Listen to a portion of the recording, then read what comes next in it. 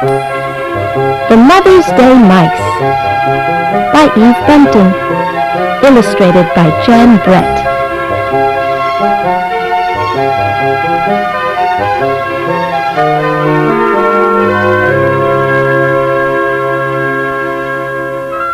Biggest Little Mouse wakened first.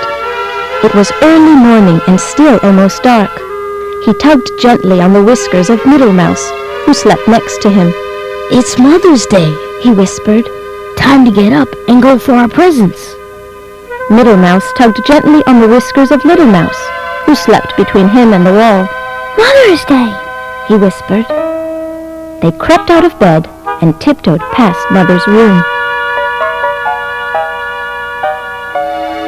Outside, one star still slept in the sky.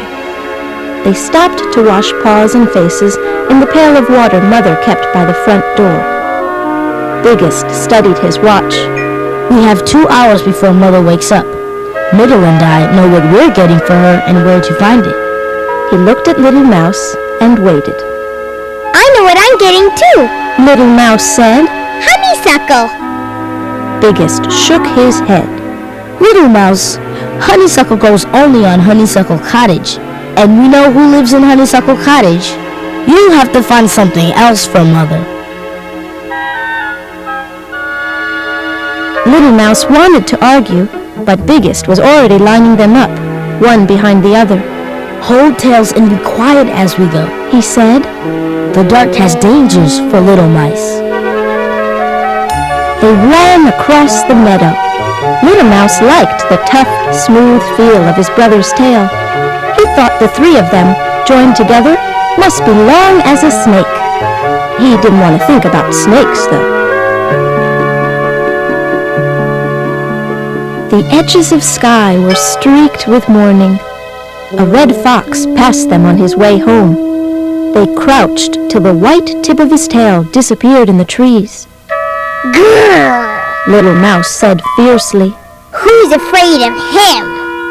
But his voice was so weak that he couldn't hear it himself. An owl sheared above them as they lay hidden in the long grass. Little Mouse kept his eyes tight closed. If he couldn't see the owl couldn't see him. "You didn't have to squeeze my tail so hard," Middle Mouse told him when they stood up. "I thought you might be frightened," Little Mouse said. "I was telling you I was here." Middle Mouse sniffed. A strawberry patch grew at the edge of the meadow. "There's my surprise for Mother," Middle Mouse said. "She loves strawberries. She says the first ones taste of summer coming." Biggest Mouse boosted him up so he could get the roundest, reddest berry from the top.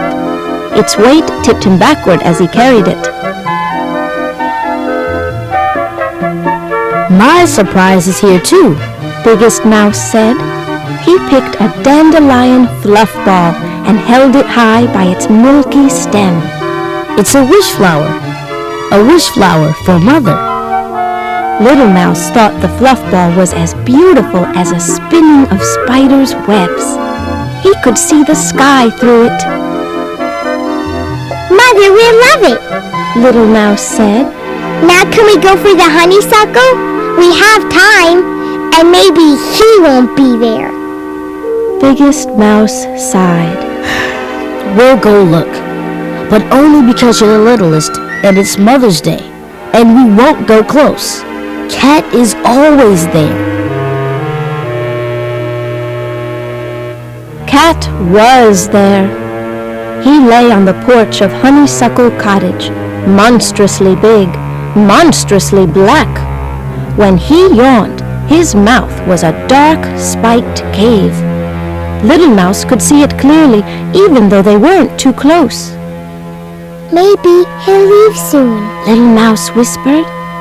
He pulled his eyes away from Cat to the honeysuckle that twined around the porch. Honeysuckle for Mother. Inside the cottage, someone was playing a piano.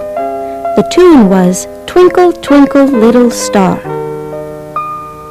Dum-dee-dum-dee-dum-dee-da, dum-dee-dum-dee-dum-dee-da. Maybe Cat likes to lie in the sun and listen to music, Little Mouse whispered. Maybe the person will stop playing soon and Cat will go away. He sniffed the honeysuckle air and pretended not to see Biggest Mouse check the time. Dum-dee-dum-dee-dum-dee-da. That person is not going to stop playing. Middle muttered. He set his strawberry on the ground, and a beetle came on the run. Middle picked it up again and shooed the beetle away. Little Mouse began creeping toward the cottage on his belly. Biggest yanked him back by his tail. Stop that! Anyway, it's time to go. What if Mother wakes up on Mother's Day and all her little mice are missing? They're eaten. Middle added. We have to go, Biggest said. I'm sorry, Little Mouse. But inside Little Mouse's head, something had started to beat. Something wonderful that was the beginning of an idea. Something better than honeysuckle. It's all right. Little Mouse said.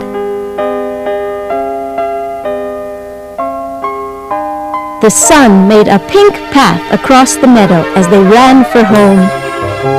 Bring her a daisy, Biggest said over his shoulder.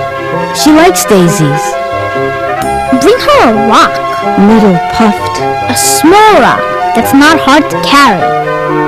They're nice, Little Mouse said. but they're not special enough for this special day.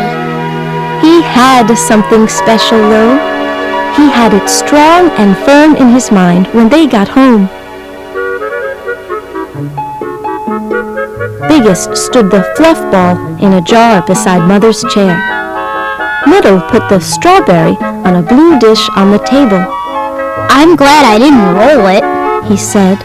Sometimes I wanted to, but I carried it all the way and it isn't even squished. He glanced sideways at Little Mouse. The strawberry can be from you too, Little Mouse.